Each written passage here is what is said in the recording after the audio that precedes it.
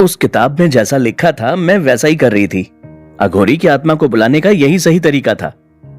उस लड़की ने पलट के जवाब दिया, अघोरी? मैं समझा कि तुम होरी। प्रशांत ये बोलते हुए अटक गया और फिर बोला, इतनी हड़बड़ी में वो शायद अघोरी को होरी के नाम से कंफ्यूज कर रहा था। प्रशांत ने गहरी सांस ली और बोला, तुम ये सब क्या रोज करती हो? रोज तो नहीं करती हूं, मगर आज की रात स्पेशल थी, लड़की ने प्रशांत को जवाब दिया। वैसे तुम असलियत में हो कौन? नाम क्या है तुम्हारा? प्रशांत अपनी जिज्ञासा को और काबू नहीं कर पाया और उसने लड़की से उसके बारे में पूछ लिया। मेरा नाम कियारा सिंह है, मैं एक रेडियो जॉकी हूं और उसके साथ ही भूत प्रेत जैसे टॉपिक पर लाइव ब्रॉडकास्ट भी करती हूं। वैसे आज मैंने यह तकनीक पहली बार इस्तेमाल की थी। इससे पहले मैंने जब भी ये किया है कभी कुछ हुआ ही नहीं। शायद आज तुम्हारा वहां पर होना मेरे लिए फायदेमंद था। वैसे अंकल जी, तुमने मेरा शो तो खराब कर ही दिया, कियारा ने प्रशांत से कहा। ये अंकल जी कहना बंद करो मुझे। मेरा नाम प्रशांत है और मैं पहले पुलिस में काम करता था।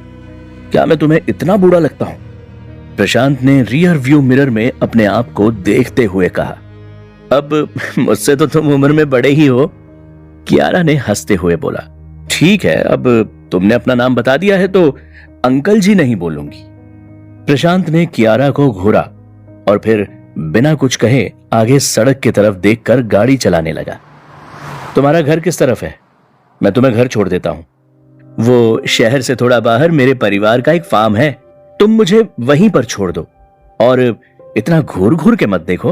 हाँ, मैं भी जीती जागती इंसान ही हूं, कोई भूत नहीं हूं, कियारा ने प्रशांत को देखते हुए कहा। प्रशांत ने अपने गले की खराश साफ की और कहा,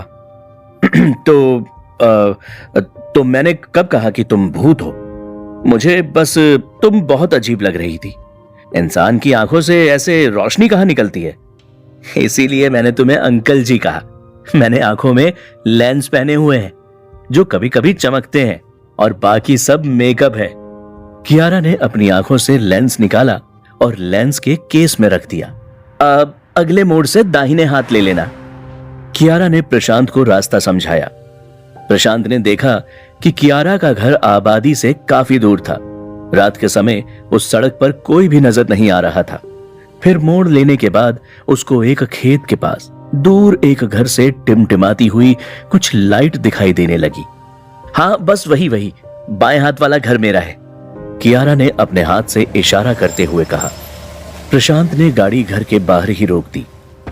अंदर नहीं आओगे? कियारा ने गाड़ी से उतरते हुए पूछा। प्रशांत ने एक बार कियारा को फिर से देखा और फिर उसके घर को देखा।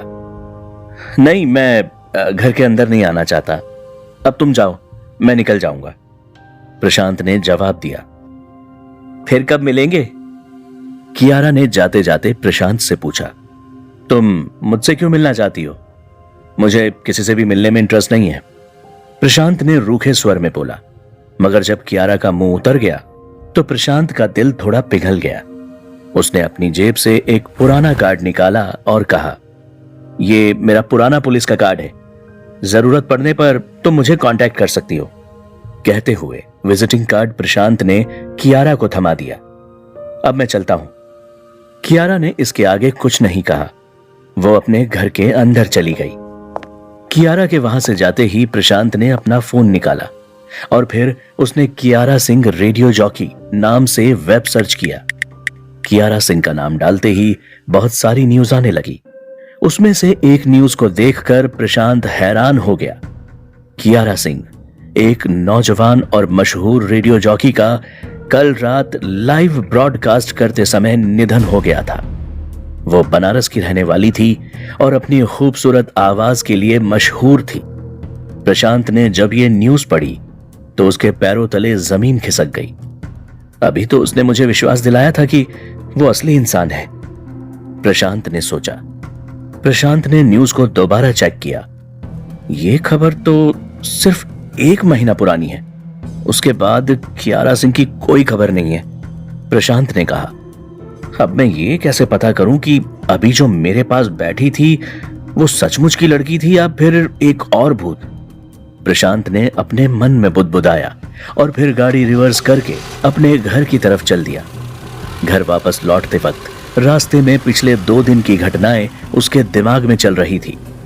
उस एक्सीडेंट ने उसे बुरी तरह झकझोर दिया था। मैं अब किसी बेगुनाह की बलि नहीं दूंगा, यह सोचते हुए प्रशांत ने एक निर्णय लिया। घर पहुंचते पहुंचते सुबह होने लगी थी।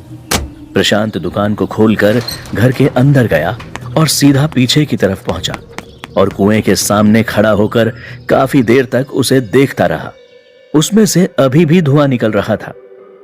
लगता है कुएं के अंदर का खून अभी भी उबल रहा है। अब बस आज या तो ये होरी रहेगा या तो मैं, प्रशांत ने सोचा और वो सीधे बाजार पहुंचा। आधा किलो ताजा कटा हुआ चिकन देना, प्रशांत ने कसाई से कहा। कसाई ये सुनकर हैरान रह गया। वो बोला, तुमने कब से मांस मछली खाना शुरू कर दिया प्रशांत? हाँ, मैं तुमको तब से जानता हूं जब से तुम दादाजी के साथ रहते थे। समझ लो आज से ही शुरू किया है। मुझे ताजा कटा हुआ मांस चाहिए और उसको बिना धोए देना। मांस में खून लगा होना चाहिए, प्रशांत ने कसाई को आदेश दिया। उसके बाद उसने दारू की दुकान से देसी दारू की एक बोतल ली और एक खाली बोतल मांगी। उसके बाद वो बनारस के घाट पर पहुंचा। वहां कुछ बच्चे खेल रहे थे। प्रशांत ने उनमें से एक बच्चे को बुलाया और कहा, मेरा एक काम करोगे? 50 रुपए दूंगा। बच्चे ने हंसते हुए प्रशांत से कहा, क्या भैया, बच्चा समझ के पागल बना रहे हो? काम चाहे कोई भी हो, 100 रुपए से कम नहीं लूंगा। प्रशांत ने अपनी जेब से 100 रुपए निकाले और बच्चे से कहा, इस बोतल में पेशाब करके दो। बच्चे ने बोतल पकड़ी और जोर से हंसने लगा। मुझे नहीं पता था कि मेरी सुसु भी 100 रुपए में बिक सकती है, कहते हुए उसने उस बोतल को भर दिया। प्रशांत वो सारा सामान लेकर घर पहुंचा और शाम होने का इंतजार करने लगा। विधि करने का सारा सामान प्रशांत ने कुएं के पास रख दिया और फिर दुकान को अंदर से लॉक कर दिया। जैसे ही सूरज ढल गया, प्रशांत ने कुएं के ऊपर रखे टीन और पत्थर को हटाया। कुएं का खून अभी भी उबल रहा था। देखो होरी, तुम जो भी हो, आज तुम मुझसे बच नहीं सकते। मैं अपनी पूरी जिंदगी में किसी के सामने नहीं झुकाऊं। तुम जैसा कोई भी भूत प्रेत या साया मुझे बदल नहीं सकता और आज मैं तुम्हारा किस्सा हमेशा के लिए खत्म कर दूंगा, कहते हुए प्रशांत ने कुएं में खून लगा हुआ चिकन फेंक दिया।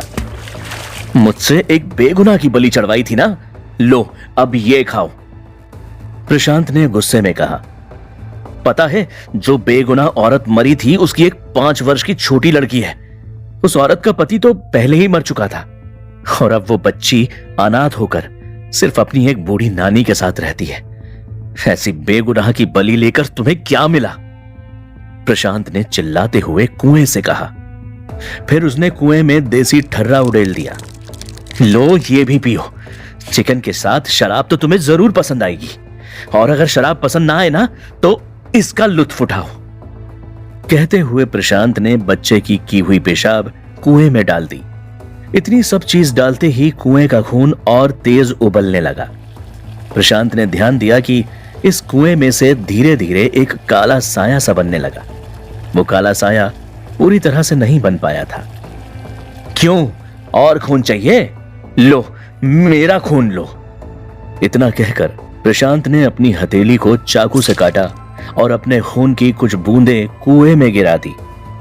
प्रशांत का खून गिरते ही एक भयानक काला साया कुएं से बाहर निकलने लगा। इस काले साए की चमकती लाल रंग की आंखें थी। ये सब बंद कर दो, तुम मेरे नौकर हो। जब तक मैं तुमसे ना कहूं तब तक तुम कुछ भी नहीं करोगे। मुझे तुम्हारे खून की बलि नहीं चाहिए। ए नौकर, तुम्हारा मालिक तुम्हें जैसा कहे तुम्हें मानना पड़ेगा।